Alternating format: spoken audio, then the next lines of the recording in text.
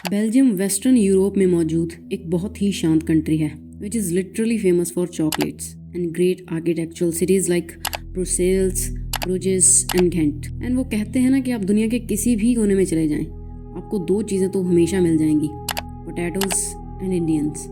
सो Belgium में भी काफ़ी सारे इंडियंस रहते हैं, mostly engaged in IT and health care sector. इसी तरह से जसबीर सिंह भी अपने पूरे परिवार के साथ बेल्जियम की कैपिटल सिटी ब्रुसेल्स में रहा करता था। मगर एक दिन अचानक जसबीर की पूरी फैमिली का किसी ने बहुत ही बेरहमी से मर्डर कर दिया एंड पुलिस ने इवेंचुअली इन सभी मर्डर्स के लिए जसबीर को ही अरेस्ट कर लिया। बट क्या वाकई में उसी ने ये सब किया था? वेल, सच्चाई जानकर आप भी शॉक्ड रह जाओगे। So let's dive into our today's case of Belgium family massacre. Jasbir Singh Punjab के लुधियाना शहर में बने एक छोटे से गांव में पले बड़े थे एंड उनकी फैमिली काफ़ी मिडिल क्लास फैमिली थी। तो अपनी फैमिली को सपोर्ट करने के लिए वो 18-19 साल की उम्र में ही साल 1997 में भारत छोड़कर बेल्जियम आ गए थे। यहाँ आने के बाद उन्होंने बहुत स्ट्रगल किया, कई सारी छोटी मोटी नौकरियाँ करी एंड अपनी फैमिली को फाइनेंशियली सपोर्ट करते रहे। कई सालों तक इतनी मेहनत करने के बाद जसबीर ने इंडिया में अपनी फैमिली को भी सेट कर दिया था एंड यहाँ भी उसे अच्छा खासा काम मिलने लगा था। दरअसल उसे एक रेस्टोरेंट में एक शेफ़ की जॉब मिल गई थी एंड उसने बहुत मन लगाकर इस जॉब को किया। उसके इसी हार्डवर्क और ऑनेस्टी की वजह से इस रेस्टोरेंट के जो ओनर थे वो उससे काफ़ी इम्प्रेस्ड हो गए थे एंड वो उसे उसके काम की अच्छी खासी सैलरी पे करते थे। जसबीर को अब ऐसा शेफ़ जॉब करते हुए 2-3 साल बीत चुके थे एंड अब उसकी काफ़ी तरक्की भी हो चुकी थी और उसे अच्छी खासी सैलरी मिलने लगी थी। जसबीर के काम से खुश होकर उसके जो ओनर थे उन्होंने उसको PR दिलवाने में भी बहुत मदद करी थी। तो खैर PR मिलने के बाद साल 2004 में जसबीर इंडिया एक बार वापस आ जाते हैं एंड यहाँ आकर राजवीर कौर नाम की एक लड़की के साथ उनकी शादी हो जाती है। जसबीर कुछ महीने यहाँ इंडिया में रुकते हैं एंड फिर वो वापस अकेले ही बेल्जियम वापस लौट जाते हैं एंड अपनी जॉब कंटिन्यू करते हैं और साथ ही वो कॉन्टिन्यूसली इंडिया में अपनी फैमिली के भी टच में रहते हैं। साल 2005 में उनकी बीवी एक बेटे को जन्म देती है जिसका नाम वो लोग मनराज रखते हैं। इसके बाद जसबीर अपनी वाइफ एंड बेटे को भी साल 2007 में अपने पास बेल्जियम बुला लेते हैं एंड वो लोग खुशी खुशी यहाँ रहने लगते हैं। जसबीर की वाइफ काफ़ी पोलाइट नेचर की थी। बेल्जियम आने के कुछ ही टाइम में वो यहाँ अपने आस पड़ोस के लोगों के साथ अच्छे से घुल मिल गई थी। इवन तो उनके बीच में लैंग्वेज बैरियर था but still she manage to make friends with them and वो लोग भी जसबीर की फैमिली को काफ़ी पसंद करते थे एंड उनको एक अच्छा परिवार कंसिडर करते थे बिकॉज वो लोग सभी से अच्छे से पेश आते थे एंड उनको आपस में भी कभी लड़ते झगड़ते नहीं देखा गया था। वो लोग बहुत प्यार से रहते थे। तो बेल्जियम में रहते हुए उनके घर 2 और बेटों का जन्म होता है एंड अब उनकी फैमिली में टोटल 5 मेंबर्स थे।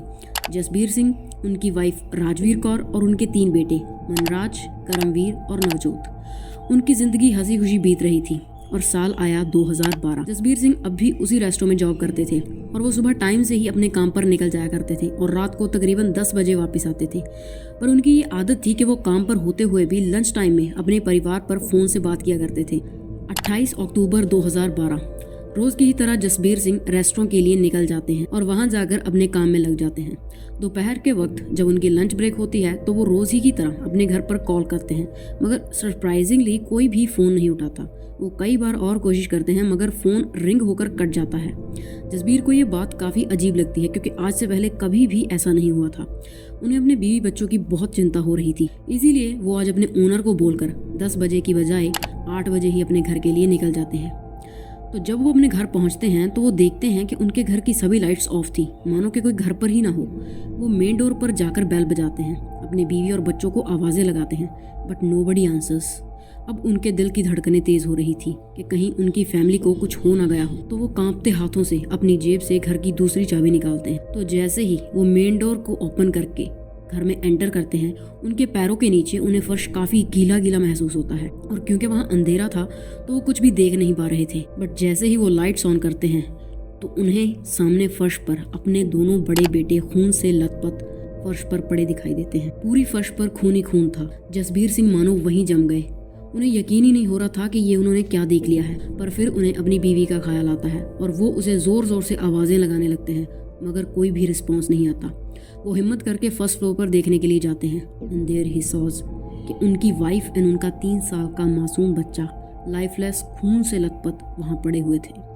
जसबीर रोते रोते पुलिस को कॉल लगाते हैं और पूरे इंसिडेंट के बारे में बताते हैं एंड उनके रोने की आवाज़ सुनकर उनके आस पड़ोस के लोग भी वहीं इकट्ठा हो जाते हैं। पुलिस इनिशियली आकर बॉडीज को पोस्टमार्टम के लिए भिजवा देती है, मगर बॉडीज को देखने मात्र से ही पता चल रहा था कि इन चारों लोगों का गला रेत कर इनकी जान ली गई है।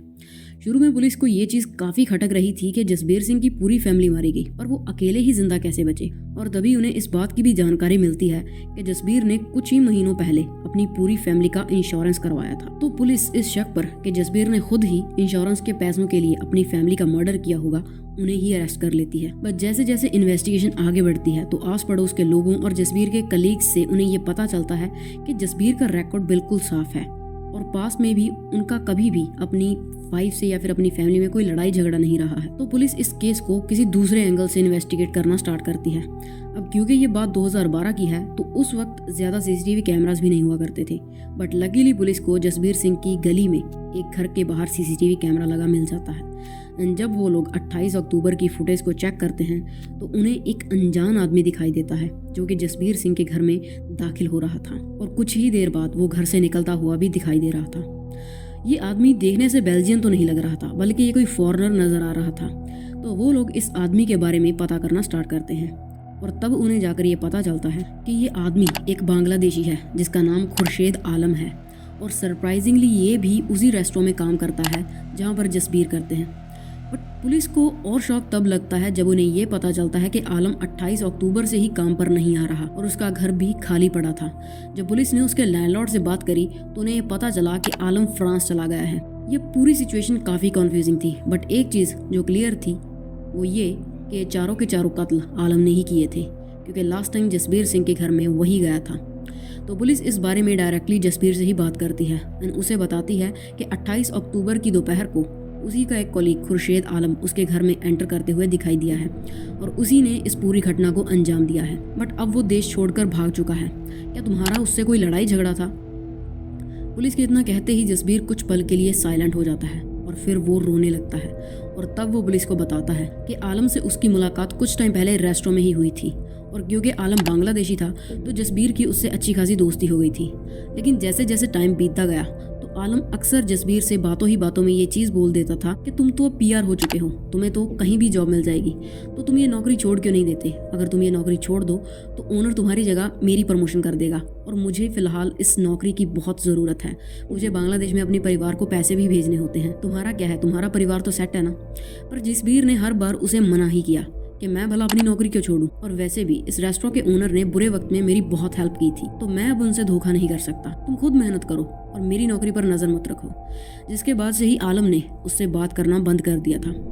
पुलिस ने जब फर्दर इन्वेस्टिगेशन की तो उन्हें रेस्टोरेंट के सीसीटीवी फुटेज में आलम जसबीर के लॉकर से उसके घर की चाबी चुराता हुआ भी नजर आया और तब उन्होंने ये कंक्लूड किया कि आलम को इस बात से जलन थी कि ओनर जसबीर को ज़्यादा अच्छे से ट्रीट करते हैं और इस बात का गुस्सा भी कि जसबीर ने उसकी बात मानने से मना कर दिया था। इसीलिए उसने जसबीर को सबक सिखाने के लिए पहले उसके घर की चाबी की एक डुप्लीकेट की बनवाई और फिर जॉब से छुट्टी लेकर 28 अक्टूबर को जसबीर के घर में दाखिल हो गया। पहले उसने जसबीर के दोनों बच्चों जो कि नीचे खेल रहे थे उनके गले काटे और फिर फर्स्ट फ्लोर पर जाकर राजवीर कौर का भी गला काट दिया। और इन सब की चीखें सुनकर जब जसबीर का 3 साल का छोटा बेटा जाग गया तो उसको भी बेरहमी से मार डाला और फिर वहाँ से भाग गया। 2012 से आज 2024 आ चुका है बट खुर्शीद आलम आज तक भी पकड़ा नहीं गया। मेरी आप सभी से रिक्वेस्ट है कि आप इस पिक्चर को ध्यान से देखें और अगर आप में से किसी ने भी इस बंदे को देखा हो तो स्क्रीन पर दी गए नंबर या फिर ईमेल पर कांटेक्ट करके इस बात की जानकारी ज़रूर दें ताकि जसबीर सिंह की फैमिली का हत्यारा पकड़ा जा सके। So yeah, this was our today's case. I hope you find this video informative. If you like this video, please drop a like. You can check out our other videos as well and you can also subscribe for more such content. फिर मिलेंगे।